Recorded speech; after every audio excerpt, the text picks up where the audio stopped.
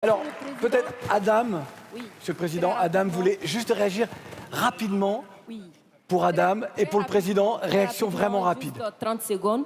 Je veux juste rappeler à Monsieur le Président que ce qui se passe au Sahel n'est que les conséquences de ce qui a été fait en Libye.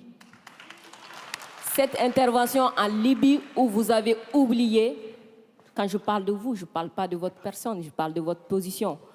Vous avez oublié l'existence de l'Union africaine. Monsieur le Président, vous l'aimez le dire. Nous sommes au Mali pour aider le Mali. Si nous n'étions pas venus au Sahel, il n'allait pas avoir de gouvernement actuellement au Mali. J'ai envie de vous dire que si ce n'était pas les Africains, il n'allait pas avoir de France aujourd'hui. Nous sommes liés, nous sommes liés, nous sommes liés. Arrêtez de dire que vous êtes venus nous aider. Non, parce que le terrorisme ne menace pas que le Mali. Vous êtes aussi menacés.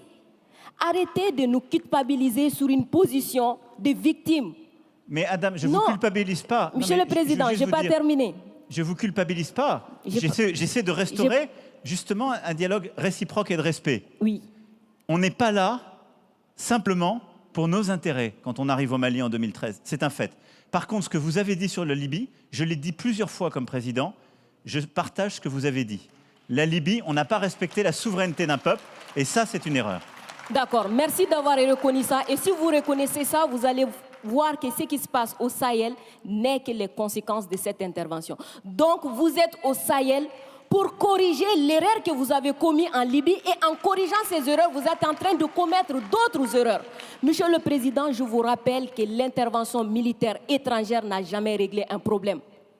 La Libye, elle est comment aujourd'hui? L'Afghanistan, c'est comment aujourd'hui? Donc l'intervention militaire ne va pas arranger les choses. Je ne voudrais pas que mon pays soit comme la Libye. Prenez votre responsabilité et surtout arrêtez de dire que nous sommes là pour vous aider. Non, vous n'êtes pas là pour nous aider. On est ensemble. On a un ennemi commun. On le combat ensemble. Et pour finir, ces sorties ces derniers jours entre vous et les autorités maliennes, c'est juste une honte. Parce que c'est une honte. Vous avez le même ennemi et l'ennemi, il est grandi. L'ennemi, il prend de l'ampleur dans ça. Dites-leur, faites-moi plaisir, dites-leur. Du coup, arrêtez ça, arrêtez ces discours paternalistes, dire que nous allons vous aider, non, nous n'avons pas besoin d'aide, nous avons besoin de coopération, nous avons besoin de partenariat et nous sommes liés par l'histoire, mais nous sommes liés par les dangers, nous sommes liés par les défis. Mais je suis 100% d'accord avec ce que vous venez de dire. Mais après, vous ne pouvez pas me dire, vous ne pouvez pas couvrir les propos inacceptables qui ont été tenus par des gens qui, eux, n'ont ni la légitimité ni la légalité pour eux. Or, ils ont tenu des propos inacceptables. Non, mais je vous le dis. Et vous ne pouvez pas me dire, on doit avoir un dialogue équilibré, réciproque, et me dire, dès que je vous parle avec le cœur et que je vous dis la vérité, je serai paternaliste. Je ne suis pas paternaliste, je suis sincère. J'ai droit à la même sincérité que vous. Me demandez pas, dès que je dis la vérité, je serai paternaliste. On ne va jamais s'en sortir. Vous me dites la vérité avec votre cœur, vous me prenez à partie, vous me bousculez. J'ai le droit de vous dire ma vérité aussi. Ce n'est pas du paternalisme, c'est de la sincérité. Ok, Monsieur le Président, non, juste pour dire que la sincérité n'exclut pas la courtoisie, la sincérité. Mais je suis courtois comme vous l'êtes avec moi, Adam. Oui. Nous sommes courtois les uns. Je suis carrément d'accord avec vous, Monsieur le Président. C'est juste vous dire que j'adore votre sincérité, mais elle n'exclut pas le respect, elle n'exclut pas la courtoisie. Je pense que nous avons l'un et l'autre, là dans le débat, une très grande courtoisie. Absolument. Et on fait la démonstration qu'il n'y a pas de paternalisme, il n'y a pas d'agressivité, il y a une vraie sincérité, mais il n'y a pas de tabou. Et ce que vous avez décrit sur ce qu'on fait au Sahel, c'est exactement ça. Moi, je ne pense pas que l'intervention militaire soit l'alpha et l'oméga. Je pense le contraire. Et donc, le problème que vous avez aujourd'hui, c'est qu'il y a une autorité de transition qui dit « ils devraient rester là militairement, parce qu'ils ne veulent pas faire le travail ». Nous, mais exactement, il y a des accords avec des engagements de toutes les parties.